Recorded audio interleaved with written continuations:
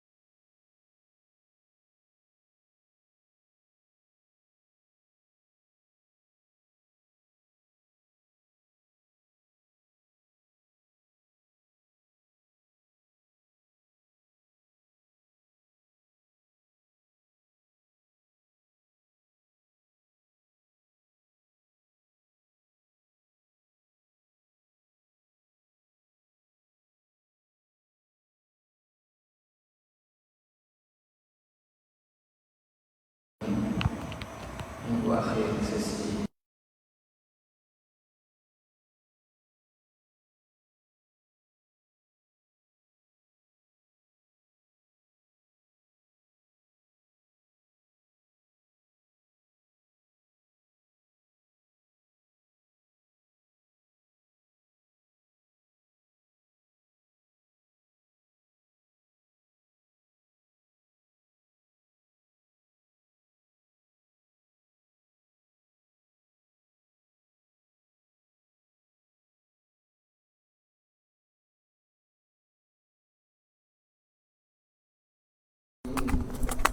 قال المؤلف رحمه الله ونفعنا به وبعلومه في الدارين آمين يا رب العالمين.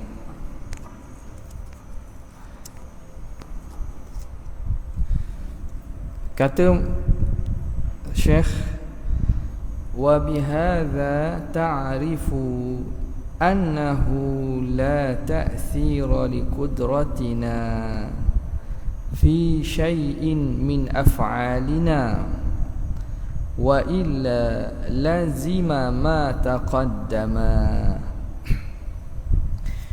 Kata pengarang, dan dengan ini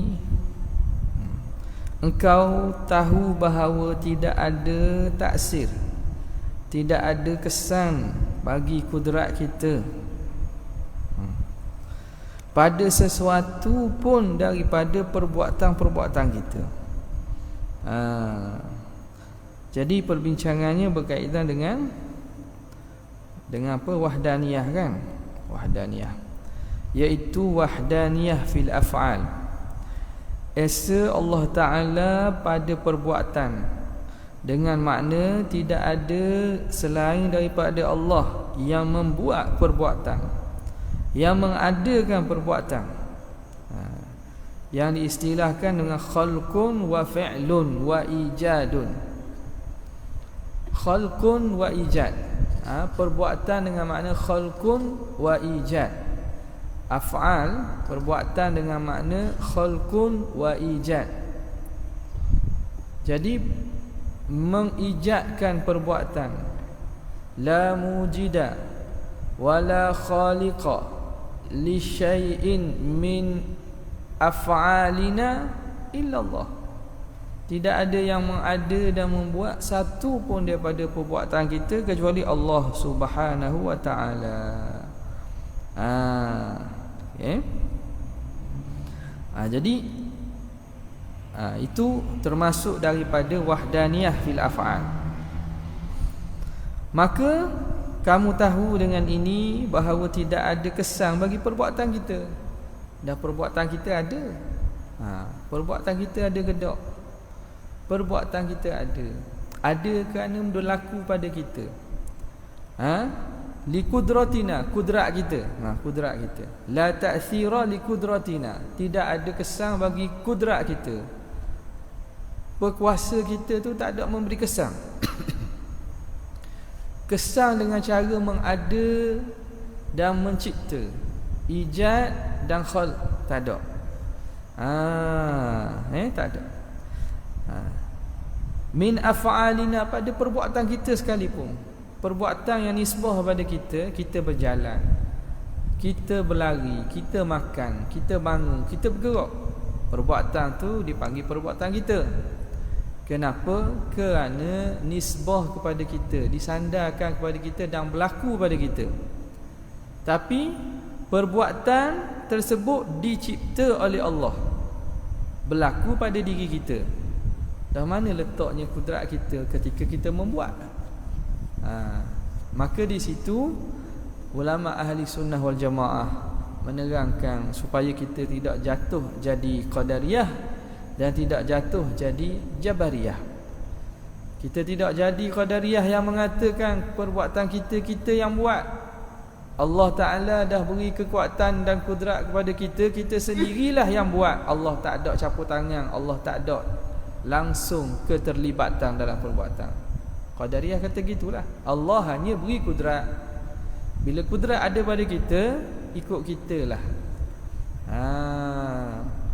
Umpama kita beri kepada seorang itu pistol atau pisau. Pisau dan pistol tu, dengan pistol ikut dia nak buat. Nak bunuh orang pun bunuh, boleh. Nak bunuh Zionis pun boleh. Tak? Nak memburu pun boleh. Nak tembak binatang dok, dengan sia-sia pun boleh. Jadi Allah beri kepada kita kudrat, atas kita lah nak buat apa. Itu qadariyah punya i'tiqad. Dan tak jatuh kepada jabariyah yang langsung tidak mensabitkan usaha. Usaha kepada hamba ni sabit dalam nas Al-Quran dan hadis.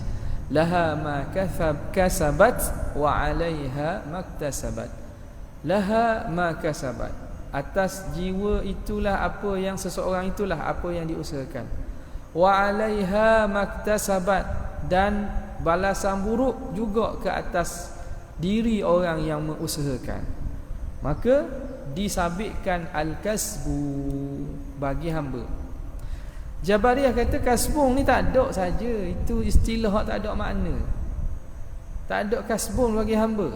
Hamba ni hanyalah dia umpama bulu yang ditiup angin, kapas yang ditiup angin berterbangan. Tak ada daya upaya, tak ada. Lagi umpama wayang kulit dengan tok dalang. Macam-macam lah ibarat-ibarat yang digunakan dengan i'tiqad bahawa manusia tidak ada langsung usaha. Jadi dia menafikan al-ikhtiyar al-juz'i atau ikhtiar yang juz'i yang ada kepada hamba tersebut. Jadi ahli sunnah di tengah-tengah. Ini makna ahli sunnah di tengah-tengah antara qadariyah dan jabariyah. Bukan campur. Ulama letakkan ahli sunnah ni perumpamaan sebagaimana Allah Ta'ala mengumpamakan al-laban, susu. Min baini farthin wa damin labanan khalisan sa'igan lisyaribin. Susu itu yakhruju min baini farthin, keluarnya daripada tahi. Di antara tahi, farthin ni perut, dalam perut ada tahi. Wa damin, dan juga darah, iaitu tekak. Kerana tekak ni saluran darah ni keluar di sinilah. Ibarat susu itu suci bersihnya keluar di antara dua tempat najis, tahi dalam perut dan juga darah di tekak. Maka di situ ada dada, adanya susu. Susu tu duduk mana? Atas daripada perut, bawah daripada tekak. Duduk di antara najis perut dan darah pada tekak. Keluar di situ susu yang sa'ighal lisyaribin, yang jadi lega bagi orang yang minum.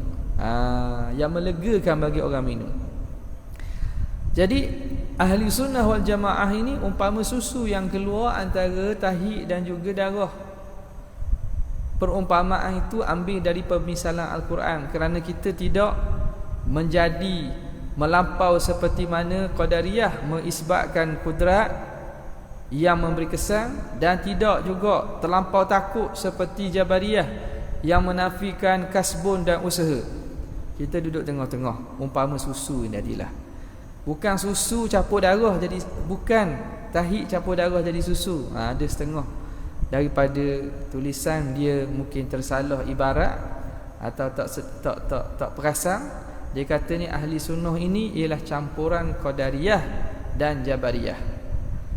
Maknanya bila tahi bercampur darah jadi susu. Nak tahu betul gedok ke campur lah. Dia ambil lembu berak tu tak ambil tahi, meleh dia dah jadi susu dak. Dak, bukan gitu maksudnya. Bukan campur tahi dengan darah. Hak najis dak campur. Nak ceritanya Tuhan meletakkan susu tu keajaiban Tuhan maha besar, maha agung Allah Taala, boleh Allah Taala keluarkan susu di antara dua tempat yang menanggung najis. Itu dia. Jadi itu perumpamaan. Jadi dalam perumpamaan walaupun ulama kata wasya'nu la yu'taradul misal, dan sepatutnya tidak perlu dibuat permisalan, tapi permisalan ini permisalan yang salah. Apa tak? Permisalan yang salah dan pemahaman yang salah bagi misal tersebut. Okey. Jadinya ahli sunnah ini tidak qadariyah dan tidak jabariyah. Bukan campur qadariyah dan jabariyah. Ini campur tak jadi. Kita kalau boleh jangan terlibat langsung dengan etikad-etikad puak-puak yang sesat tu. Ini nak campur. Ahli sunnah ialah campuran qadariyah dan jabariyah. Kalaulah ada ibarat sedemikian, maka mengislahkan dan membaikinya lebih eloklah. Baik. Jadinya kita tidak ada taksir bagi kudrat kita pada apa-apa perbuatan kita. Wa illa lazima ma taqaddama, kalau tidak lazimlah yang terdahulu. Apa dia? Tahsilul hasil. Kalau Tuhan buat, kita buat juga. Ingat tak dulu andaian? Ada sahabat saya dia ingat share. Kalau ada orang buat tak? Andaian ada tulis tak? Tak ada tulis. Andaian kalau gini jadi gini, kalau gini jadi gini, tak ada. Ada sahabat-sahabat tafakur nak. Ustaz apa? Ada 3 orang lah buat. Kalau macam ni jadi macam ni. Dia buat gambar rajah ataupun diagram untuk faham. Kalau gini apa akan jadi? Tahsil hasil. Kalau gini apa akan jadi? Ijtima'u mu'athiraini fi atharin wahid contohnya. Itu akan jadi. Andai kata Tuhan buat dan kita buat juga. Jadi gitulah, makna ada dua pembuat. Akan adalah andaian-andaian yang terdahulu tu. Tahsilul hasil, kaunu atharil wahidi atharaini. Kemudiannya tanakut dan seumpamanya. Was-sahihu wal-i'tiqadus sahihu. Dah sebenarnya i'tiqad apa yang kita kena pegang ni? Dan bermula i'tiqad yang sahih, annallaha khalaqa lil ibadi qudratan ala af'alihim al-ikhtiyariyah. Pandangan yang sahihnya yang kita nak pegang, bahawa Allah buat bagi hamba kudrat. Tuhan buat kudrat. Janganlah kata hamba tak ada kudrat. Kalau Tuhan buat kudrat, hamba tak ada kudrat, tak ke jadi tanakut di situ? Tuhan buat kudrat, tapi hakikatnya kudrat tak ada. Dah Tuhan buat tu tak ada. Jadi kena baiki sikit kadang-kadang percakapan kita. Kita tak sedar berlaku tanakut dalam kalam. Tuhan buat kudrat kita. Lepas tu kudrat kita ada tak? Tak ada. Hakikatnya tak ada. Jadi hakikatnya Tuhan tak buat. Tak ke jadi berat. Jadi sebenarnya Tuhan buat kudrat. Kudrat itu tak ada kesan. Gitulah. Ikut sebagaimana ulama letak tu. Jangan kata Tuhan buat kudrat bagi kita tapi hakikatnya tak ada. Dan maknanya hakikatnya Tuhan tak buat kudrat. Atau hakikatnya Tuhan buat sesuatu yang tak ada wujud tapi ada pada nama. Pelik pula. Jadi kita kadang kena ubah bahasa tu. Nampak tak? Jadi Allah mencipta bagi hamba kudrat. Kudrat ala af'alihim al-ikhtiyariyah, atas perbuatan mereka yang ikhtiari. Jadi hamba ni yang dikudrat. Tapi kudrat itu tuqarinuha, yang menyertai perbuatan itu. Tuqarinu fa'il dia kembali pada kudrat, ha tu kembali pada af'al. Kudrat itu menyertai perbuatan. wala tu'athiru fiha, tapi kudrat tidak memberi kesan pada perbuatan.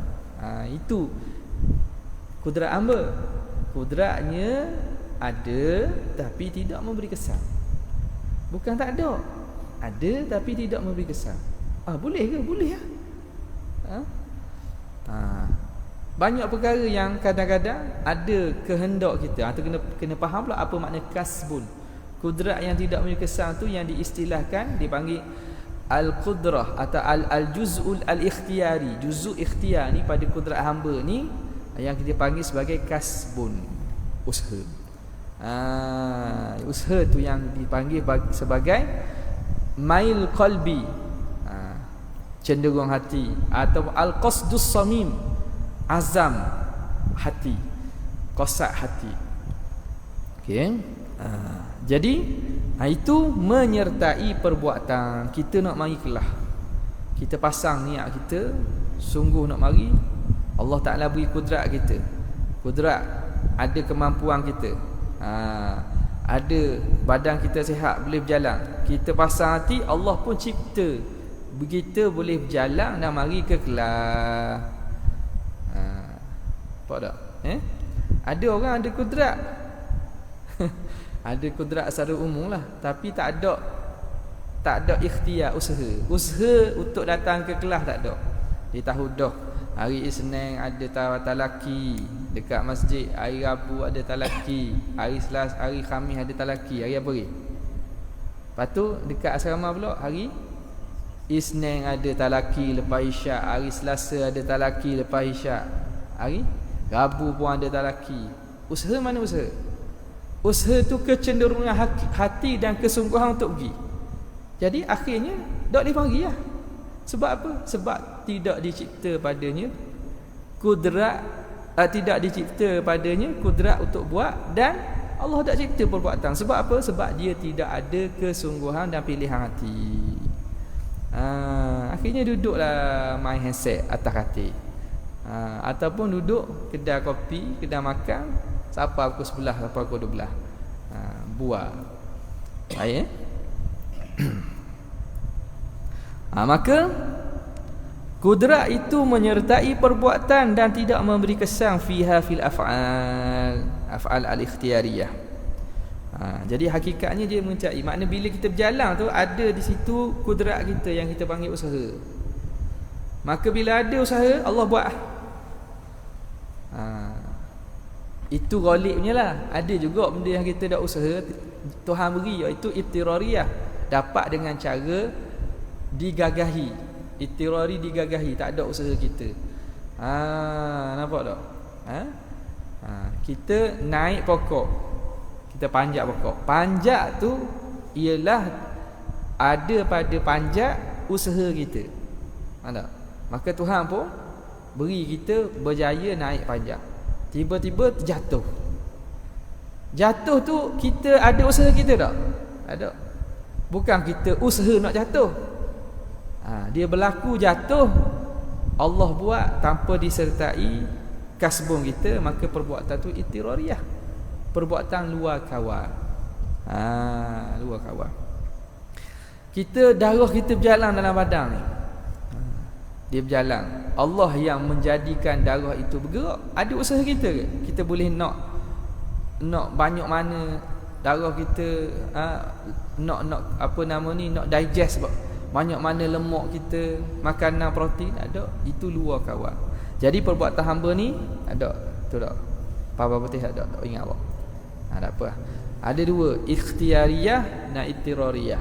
Perbuatan ikhtiyariyah, perbuatan yang dalam perbuatan yang dalam kemampuan, yang diikhtiarkan, yang diusahakan. Al-af'al al-ittirariyah, perbuatan yang luar kawalan, yang tak boleh kita usahakan. Jadi sepakat di sisi Asy'ariyah, Ahli Sunnah dan Maturidiyah, Jabariyah dan juga Qadariyah, dia sepakat bahawa perbuatan ittirari ini luar kawalan, tak ada usahalah, Allah Ta'ala yang jadikan. Tetapi perbuatan kita yang ikhtiari tu, tu berlaku khilaf tu. Qadariyah kata perbuatan kita yang ikhtiari itu kita yang cipta dengan kudrat kita yang memberi kesan.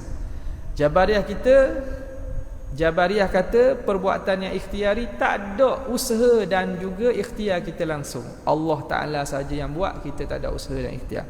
Ahli sunnah kata kita ada usaha dan ikhtiar, tetapi usaha dan ikhtiar tidak ada memberi kesan. Setengah daripada perbincangan Al-Milal wan Nihal dan juga perbincangan mazhab-mazhab akidah dinamakan Asy'ariyah ni sebagai Jabariyah Al-Wasat. Jabariyah tengah. Jabariyah yang maknanya Jabariyah betul tak?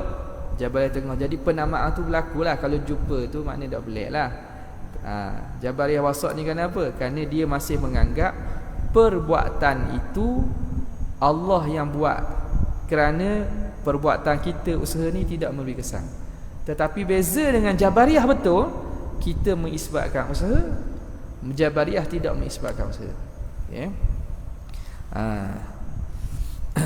Baik. Kemudian yang ni kalau dalam setengah dalam Tuhfatul Murid dia kata al-insan majburun fi suratil mukhtar. Manusia itu digagahi dalam rupa pilihan. Banyaklah ibarat-ibarat sedemikian tu kalau kita tengoknya, hakikat apa yang diterangkan itu kembali kepada akidah Asy'ariyah yang mengatakan bahawa manusia ada usaha tapi usaha tidak memberi kesan. Perbuatan dan kudrat kita tidak memberi kesan. Baik.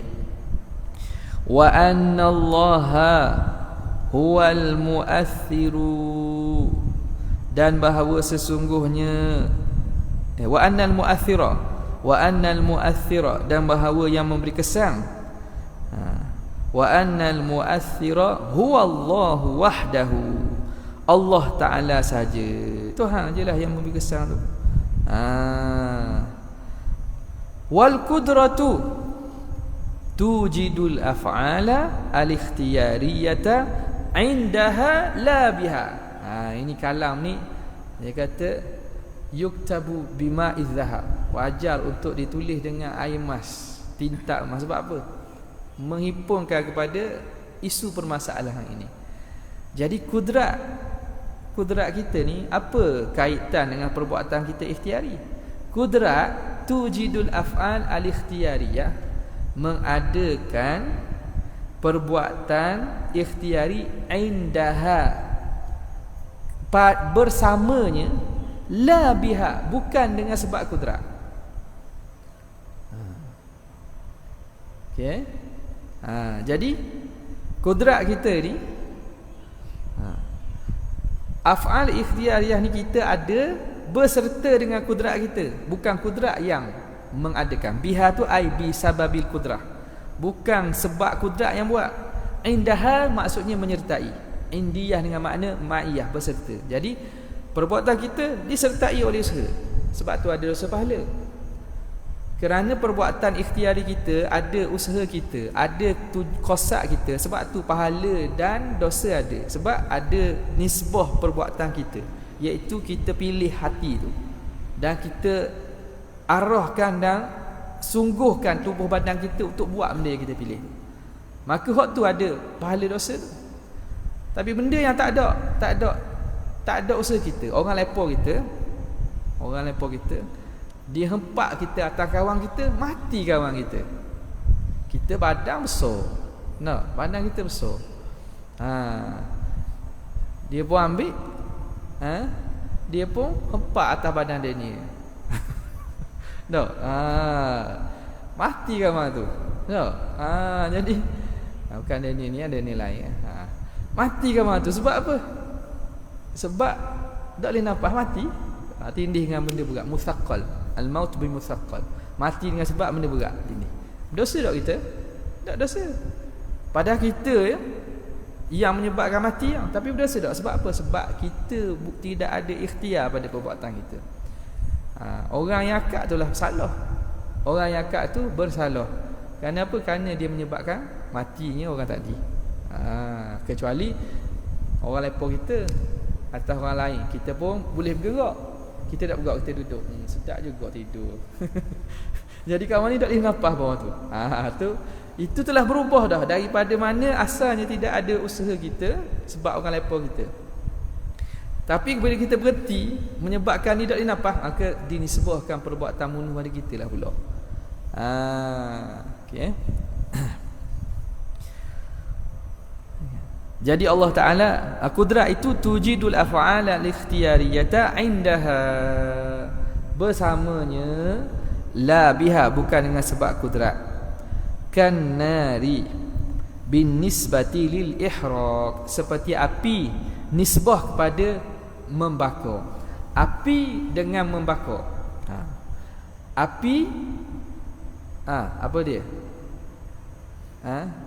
Jirim lah api. Membakar. Tak. Satu kesan daripada api dah. Perbuatan tu. Jadi api boleh membakar. Api membakar ni berlaku kebakaran dengan adanya api. Bukan api yang membakar. Faham? Berlaku kebakaran beserta adanya api. Bila ada api dengan cukup syarat-syaratnya, maka terbakarlah. Tuhan buat gitu, sunnatullah. Bukan api yang membakar. Faham Bukan api yang membakar. Okey. Maka bila faham gitu, kita akan jelaslah bahawa perkara-perkara mukjizat yang berlaku kepada Nabi Ibrahim tu tidak pelik. Kerana apa? Kerana yang menjadikan terbakar ialah Allah, bukannya api. Api ni ialah sebab adat dipanggil. Sababun adi tuqarinu al-hadas. Sebab baharu yang menyertai berlakunya perkara. Kebakaran tu hadas. Berlaku kerana apa? Kerana disertai oleh api. Bukan api yang membakar. Boleh tak? Jadi kita nak faham ni, kita kena faham konsep tu. Kemudiannya kita setelah faham kaedah tu, lebih daripada tu kita tak mampu dah. Sebab itu Imam Tahawi rahimahullah ta'ala nyatakan bahawa masalah al-ikhtiyar dengan kasbun ni masalah yang menyebabkan gelincir ramainya di kalangan umat-umat ini. Masalah al-ikhtiyar dengan kasbun ini. Dan dia sebenarnya rahsia daripada rahsia ketuhanan yang tidak mampu kita capai dengan akal. Tak boleh. Tuhan rahsiakan. Macam mana nak tahu kok macam mana? Sejauh mana kesan kudrat kita pada perbuatan? Kita tak boleh sekadar ulama beri kaedah bagaimana berlaku tu cukup. Lebih daripada itu kita tak mampu dah nak tahu. Kalau kita bank juga, kita pergi paksa juga nak tahu kok. Kita pun buat macam-macam. Jadi akhirnya kita pun apa akan jadi? Kita tak mari sejik dah. Kita duduk mungkin pakai selipar terbalik sebelah. Baju pakai kat kepala. Seluar pakai kat baju. Sebab apa? Sebab ini rahsia ketuhanan yang mana orang-orang bijak pandai sebelum ini pun mereka tidak sampai kepada mengetahui hakikat bagaimana berlaku. Mereka hanya dapat kepada kaedah ataupun i'tiqad yang mana membezakan antara Qadariyah, Jabariyah dan juga Ahli Sunnah. Bagaimana berlaku benar tu kita tak tahu. Itu rahsia Allah Subhanahu Wa Taala. Maka bagaimana untuk kita faham tu ialah dengan cara kita perbanyakkan amal soleh, perbanyakkan muraqabah Allah, merasakan perbuatan kita ini Allah Taala yang buat. Muraqabah dan musyahadah tu itu akan memberi kita faham erti daripada tauhid yang kita belajar. Kita belajar tauhid ni kefahaman, i'tiqad hati. Bagaimana kita nak faham kehayatannya ialah dengan cara kita dengan ilmu tasawuf, muraqabah, musyahadah, kita faham. Oh gitu rupanya hak dalam akidah aja. Syekh almarhum Dr. Muhammad Said Ramadan Buti dia buat perumpamaan nak suruh beri senang faham. Nak suruh senang faham. Macam mana? Dia kata umpamanya macam anjing. Ada seorang anjing lah. Kita kata manusia lah. Orang manusia, tapi manusia ni tak apa cerdik. Lalu dia miskin. Orang miskin, orang susah, dia minta sedekah, dia pergi ke pintu serumah orang kaya. Sebuah rumah orang kaya ketuk pintu. Tuk. Jadi orang dalam rumah tu bila ketuk dia nampak siang, dia pun keluarkan sepinggan nasi. Orang miskin ni, orang fakir ni makan. Kemudian gitulah dia buat. Tiap-tiap hari dia ketuk pintu, tak tahu pun. Dia tak tahu pun apa yang berlaku di sebalik pintu. Dia tahunya bila ketuk pintu tu buka, ada sepinggan nasi, dia makan nasi. Dia buat ada 3 hari buat gitu. Jadi kalau dia ni orang yang tak bijak, dia kata pintu ni sangat baik, kerana pintu ni memberi saya tiap-tiap hari nasi. Oh, terima kasih banyak-banyak pintu. Engkaulah yang menyelamatkan saya daripada kebuluran. No, sebab apa? Sebab dia nampak pintu. Dia nampak pintu. Jadi bila berlaku banyak kali, maka dia iktikad pintulah yang beri dia nasi. Tapi hakikatnya kalau orang bijak, dia tak kata pintu. Dia tahu bahawa sebalik pintu tu ada orang tolong isi dia nasi dalam pinggan, ulur dia di sebalik pintu. Begitulah nisbahnya kepada hamba yang kenal Tuhan dan tak kenal Tuhan. Maka di alam dunia ni dia nampak zahir, perbuatan zahir. Dia pun puji orang tu, dia pun puji ni, dia pun kata ni. Dia lupa Tuhan hak sebenar begini. Tapi hamba yang kenal Allah Ta'ala, dia tidak terhijab dengan asbab-asbab ni. Dia tahu bahawa yang sebaliknya yang memberi Allah Ta'ala. Nampak tak? Okay. Jadi yang memberi kesan huwallahu wahdah wal qudratu tujidul af'al al-ikhtiyariyata indaha la biha. Tu dia punya kata kunci dia, indaha la biha. Kannari bin nisbati lil ihraq wallahu al-muwaffiqu. Allah Ta'ala sahajalah yang memberi taufik kepada dia nak. Taufik lah. Kalau kita tak ada taufik kok, kita tak belajar lah akidah ni. Boleh jadi kita belajar akidah lain, boleh jadi kita belajar akidah Syiah atau akidah Mujassimah. Tapi kerana taufik Allah Ta'ala, kita diberi hati, dibuka hati untuk mengaji akidah hak betul. Jadi kena bersyukur dengan alhamdulillah. Qala al-musannif rahimahullah. Ya. Contoh biasa kita buat begini. Jadi dia pakai sebab. Macam kita dah faham bahas tadi kan. Dia berlaku tu ketika indaha la biha. Tak. Contoh orang buat gini. Dunia ni bukan sebab matahari bagi cerah. Sebab dia akhirat pun tak ada matahari cerah boleh ada. Jadi kan situ kan seolah-olah dia royak sebab tu. Sedangkan dia cakap pasal akidah ni, bukan cakap pasal adat ni. Dia cakap tentang surah Allah ni. Itu macam dia kata ulang balik. Dunia ni cerah. Dia royak bahawa bukan matahari berterang. Dalil dia buat contoh lain ya. Dia akhirat nanti tak ada matahari, tapi di syurga tak ada matahari, tapi terang berderang. Maknanya tak ada matahari pun terang. Tak ada musabak tu tetap terang. Nak tanya Anas ni. Nak royak bahawasanya perbandingan tu dengan sebab lah. Perbandingan dengan sebab. Kan kita kata dia tidak berlaku dengan sebab matahari. Ya. Kita kata dia bersama dengan matahari itu cerah. Kalau kita kata ada tak? Contoh api tadi lah. Bila bersama dengan api itu terbakar. Ya. Bukan dengan sebab api itu terbakar. Jadi sekarang ni dia cakap tentang perkara yang sama juga. Cuma didatangkan bukan sebab matahari yang mencerahkan, Allah yang mencerahkan. Jadi dalil dia pun bawa satu bukti. Tapi saya tak apalah hak tu. Cuma dengan ada bukti dalam syurga tak ada matahari, tapi cerah molek-molek ada. Tu iskalnya mana Ustaz? Iskalnya maksud saya, kalau kita dah bercakap atas dasar fan akidah. Tak. Okey. Maknanya sebab tu tak lihat cakap. Kalau kita kata dengan sebab tu tak lihat. Dengan sebab Kan bersama. Maknanya dia kata bukan dia kata dunia cerah dengan sebab Allah mencerahkan, ke dia kata sebab matahari? Dia cakap dengan sebab Allah lah. Okey, lepas tu dalam syurga Tapi dia dalam syurga tak ada matahari. Allah yang mencerahkan. Mencerahkan. Dia nampak tak iskal tu? Tak nampak. Lepas jadi Allah yang menjadikan syurga tu cerah. sebagaimana dia menjadikan dunia ini cerah. Bukan matahari yang mencerahkan. Gitu. Lepas tu isunya mana? Isunya maksudnya kalau kita nak kata bahawasanya, contohlah kita kata maknanya kalau bahasa yang saya nampak bahasa yang lebih tepat maksudnya. Okey, bahasa tepat. Berlakunya cerah ketika matahari itu ada. Kan? Sedangkan puasanya Allah yang buat.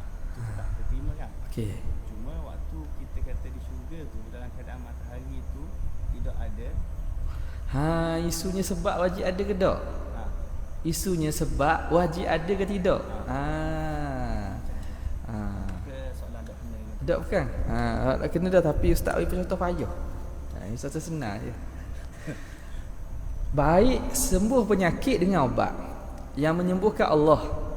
Ubat itu hanya asbab adat. Yang menyembuhkan Allah. Boleh dah Allah Ta'ala nak beri sembuh tak ada sebab? Tak sama tu. Boleh ke dalam syurga dia kata dalam syurga tak ada matahari ataupun tempat tak ada matahari, Allah Ta'ala boleh cerahkan tanpa matahari. Allah Ta'ala boleh cerahkan tanpa ada matahari. Tapi dunia ni Allah Ta'ala cerahkan dengan matahari, tapi bukan matahari yang mencerahkan, Allah yang mencerahkan. Jadi sebab itu mesti ada ke tak ada? Mesti ada ke boleh tak ada? Itu soalan ke? Tu. Jawapannya boleh tak ada lah. Sebab-sebab tu ada. Jadi bila kita faham gitu, maknanya cerah di dunia ini asbab adanya ialah adanya sumber cahaya daripada matahari. Maka dunia ini cerah. Yang mencerahkan Allah Ta'ala. Dalilnya ayat Quran, Allahu nurus samawati wal ard, munawwirus samawati wal ard. Allah yang mencerahkan langit dan juga bumi.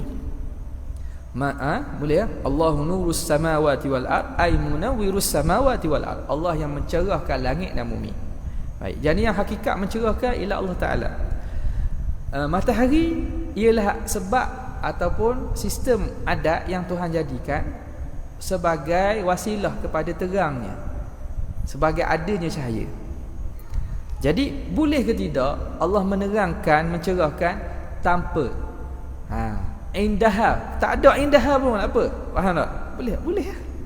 Jawapannya boleh ajalah. Tak ada matahari jadi cerah. Matahari tak ada tapi cerah benderang. Boleh ke tak? Boleh. Kerana apa? Kerana yang menjadikan cerah ialah Allah, bukan matahari. Jadi dia tidak ada tanakuk situ. Tak ada tanakuk. Kalau itulah soalan Ustaz maksudkan, makna adakah asbab itu mesti ada? Muqaranah tu mesti ada. Muqaranah tu muqaranah adat. Jadi muqaranah adat ini dia tak mesti ada.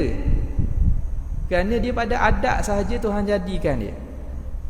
Allah boleh beri tanpa ada berlakunya sebab adat dia. Macam ginilah, orang tak ni minta nak ketuk pintu, minta nasi. Tiba-tiba tuan rumah cabut pintu.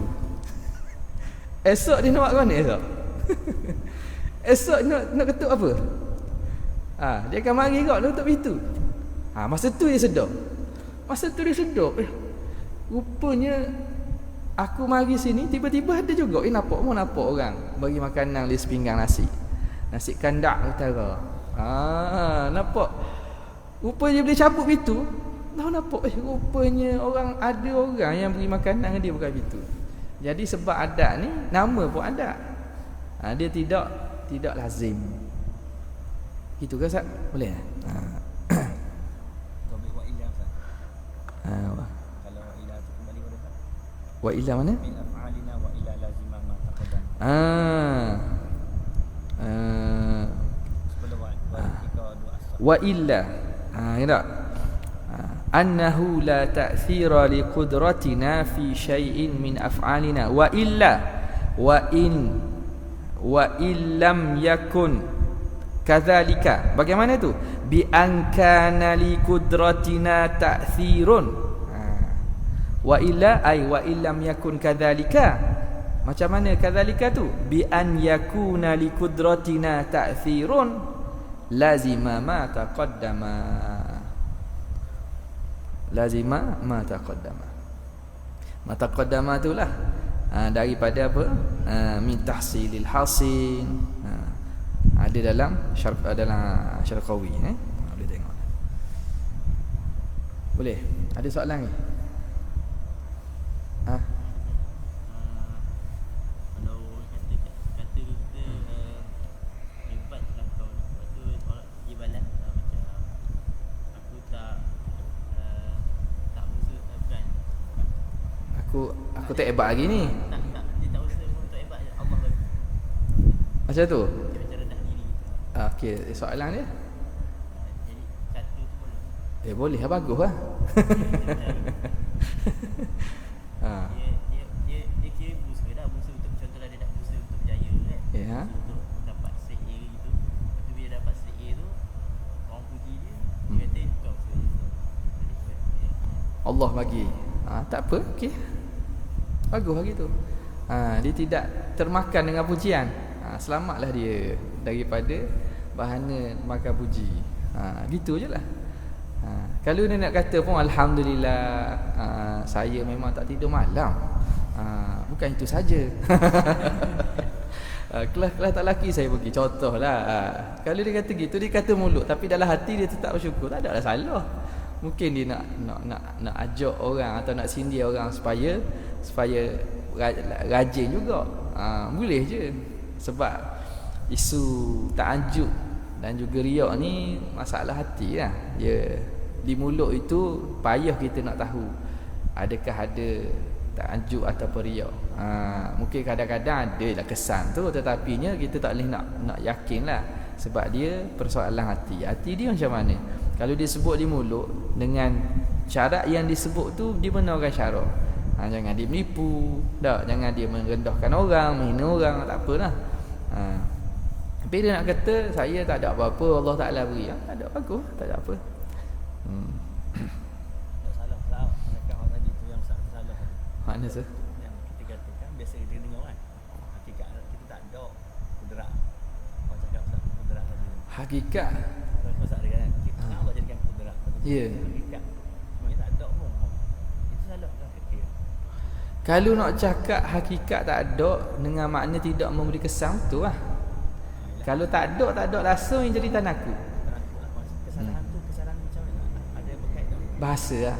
Sebab kalau tanya dia sungguh, kalau kita tanya, sebab dah tahu nak tanya orang kata tu lah, akhirnya akan kembali pada benda yang sama juga. Tetapi perkataan tu perkataan yang jika dilihat pada zahirnya berlaku kontradik lah. Kita ada kudrat tapi hakikatnya tak ada. Perkataan tu silap. Tapi boleh jadi etikad dia betul. Dengan makna tak ada makna tak ada pun tak beri kesan. Betul lah. Memang ada tak beri kesan waktu inak. Tapi kerana ada tidak memberi kesan, dia istilahkan sebagai tak ada. Kerana ada tidak memberi kesan, dia panggil sebagai tak ada. Tapi kena terang gitulah. Tetapi kalau terang dengan yang tak kena, jadi keliru lah pula orang. Macam kita, saya tak ada ilmu. Tak ada ilmu langsung. Ilmu ke umum. Awak tahu tak 1 tambah 1 2? Tahu tu ilmu tu. Contohlah. Awak tahu tak sembahyang tu wajib? Tu ilmu lah. Saya tak ada ilmu. Apa dia kata tak ada ilmu?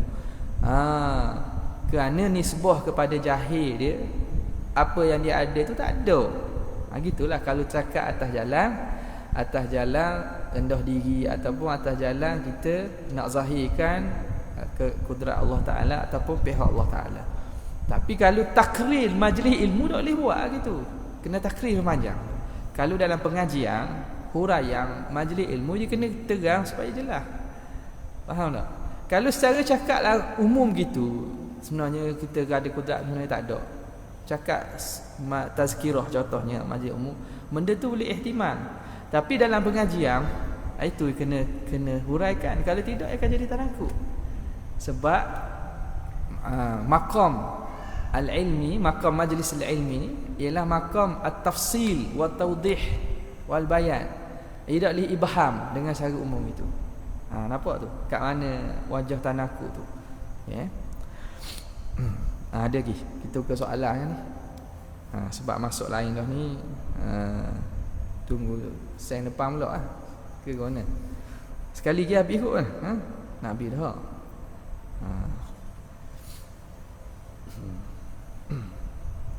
Ada soalan?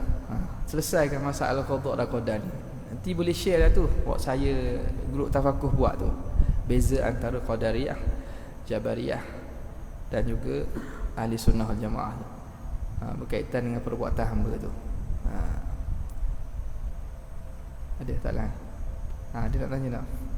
Dia kalau contoh, dia selalu sebut tak pandangan-pandangan yang khilaf dengan sunnah, jabariyah ke, qadariyah ke. Tapi kita majlis ilmu tak pernah disebut sebenarnya mereka telah berdalilkan dengan dalil dan apa jawapan al-sunnah pada pegangan mereka. Itu kan jarang kita. So, macam mana? Pasti mereka ada dalil. Ya, pasti ada mereka dalil. Kita dengan perkara tu. Ini yang dibincang dalam kitab-kitab hak besar-besar, mutawwalat. Sebab tu setengah kitab-kitab kecil, fadlubuhu minal mutawwalat. Cari dan tutuplah perbahasan ini dalam kitab panjang-panjang. Dalam kitab yang panjang-panjang membahaskan ni, contohnya kitab kita kata Al-Maqasid Imam Taftazani, kitab Al-Dududdin Iji, apa ni? Kitab apa? Al-Mawaqif Imam Al-Dududdin Al-Iji. Kitab-kitab tu dia akan bawa datang masalah pandangan mazhab yang menyalahi, hujah mereka dan irad. Irad ni jawapan malah. Imam Ghazali pun setengahnya buat dalam perbincangan kitab-kitab dia. Jadi dia kenapa dalam kitab-kitab yang permulaan sebegini dia tidak bincang panjang, dia hanya kata salah? Kerana sebahagiannya jelas-jelas salah, tak perlu dibincang dalil. Tetapi sebab apa? Sebab tu mudah dipaham dan bimbang pada peringkat permulaan dan pertengahan. Bila bincang dalil mazhab lawan, kerana dalilnya Quran dan hadis, kita yang asal dengan akidah kita ahli sunnah jemaah boleh jadi tergugat dengan sebab mereka pengguna Quran hadis juga. Jadi sebab itu dia tidak bincang dalam perbincangan yang kita kata permulaan dan pertengahan ni. Tak bincang sangat dalil pokok lain. Sebab apa? Sebab takut bila kita bincang, kita dak hurai panjang, kita dak hurai betul-betul, kita jadi tertarik kepada mazhab mereka. Dan kerana kitab-kitab yang permulaan ni rekah, jadi nak bincang dalil buat-buat mereka kena datangkan dalil, lepas tu datangkan rot ke atas dalil pula. Kalau dia rot semula, kena jawab semula. Jadi benda tu panjang, perlu kepada tulin nafas. Panjang nafas ni makna kena sabar lama. Sebab nak habis tu perbincangan sini siapa ni pandangan sesat belaka, bawah tu baru jawab sikit. Kita ingat ke pengarang nak jawab dah, tak lagi jawab bawah tu.